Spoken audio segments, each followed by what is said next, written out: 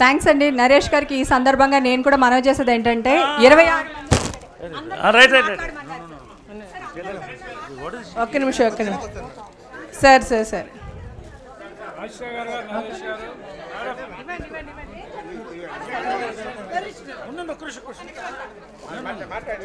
మాట్లాడండి. మైక్ లాగేసుకుంటే ఏంటి మేడం?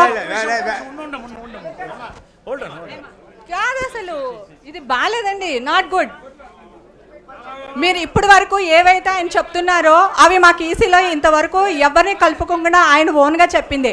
మా అందరి తరఫున నేను చెప్పేది ఏంటంటే 26 మంది ఒకటే, అట్లీస్ట్ ఆఫీస్ బేరర్లైనా కూర్చుని డిసిషన్ తీసుకున్న తర్వాత జనరల్ బాడీకి వెళ్ళిన తర్వాత అనౌన్స్ చేయండి.